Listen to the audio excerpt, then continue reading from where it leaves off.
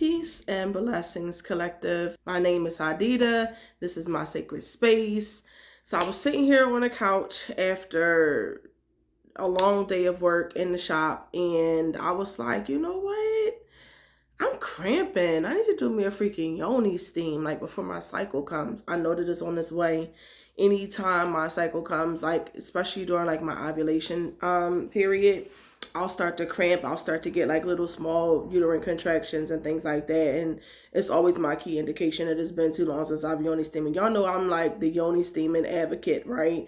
But as of lately, because my periods have been very calm, I have not been having like a lot of clotting or anything like on a consistent basis or anything like that. I haven't been suffering with any of the symptoms of my fibroids or cysts. I just been kind of like actually laying off a little bit. I have not been Yoni steaming like quite as much as I normally would, like every single week. So in this video, I was like, while I was sitting here, I was like, oh, I'm gonna do me a Yoni steam before I leave. And I was like, oh, you know what? I never freaking showed my community how I Yoni steam. I never like broke it down for y'all. I never showed y'all my process. So that's what this video is about. And if you're interested, make sure you stay tuned.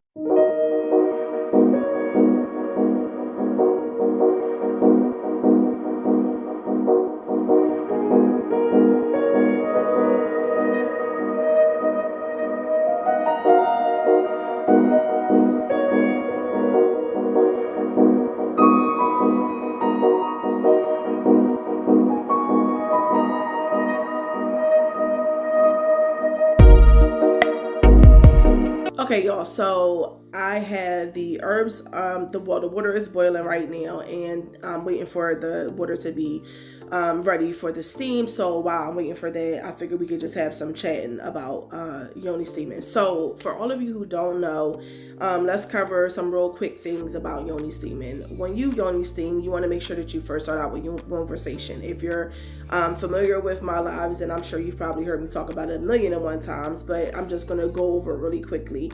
Conversation is basically the practice. I can't talk, y'all. Conversation is basically the practice of laying both your hands over top of your womb and laying in like kind of like a meditation state and just being still.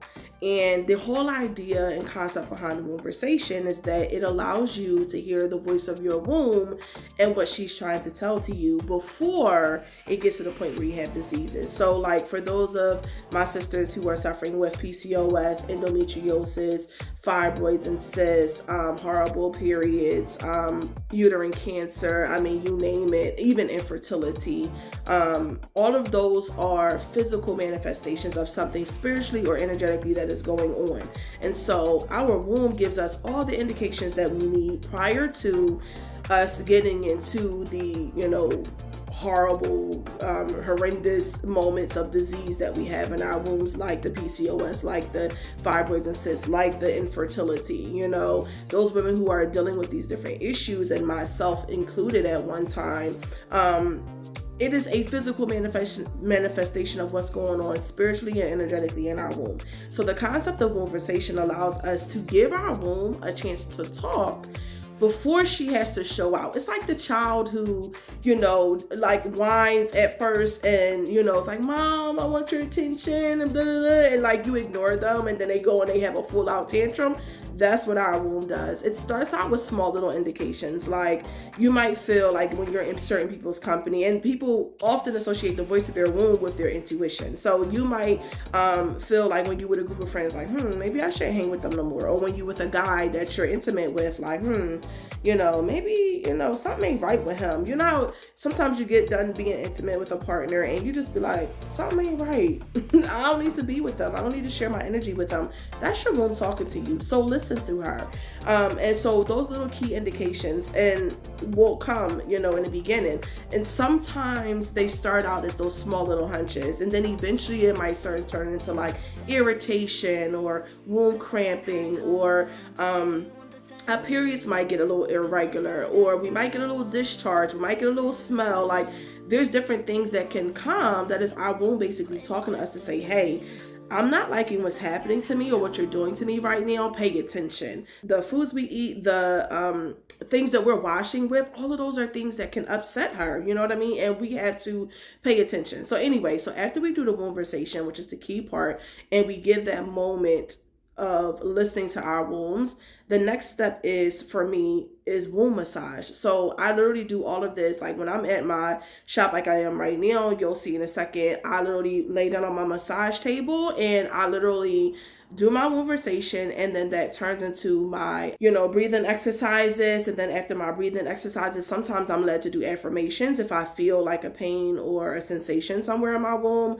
While I'm doing my womb massage, I will do affirmations just to, allow myself to be stabilized in my energy of grounding. Yoni steaming for me has become something way beyond just doing it, for obviously the benefits of like the WAP and, for it to smell good and for us to have easier periods. Like for me, it's become a deeper soul searching journey. And so a lot of women in my community also experience that. And one of the ways that happens obviously is conversation. And then second of all is the womb massage. And a womb massage, for those of you who don't know, just to go over really quickly, the womb massage is basically an opportunity for us just to lay down, to chill, and while we are massaging our womb centers, we are focusing on what we want to release, what we no longer want to hold inside of our bodies. We are also, when we sit on a pot, we're going to be giving ourselves the opportunity, or our wombs the opportunity, to release whatever we may loosen up through the womb massage that may not have come out with our last menstrual cycle. For those women who experience the dark bleeding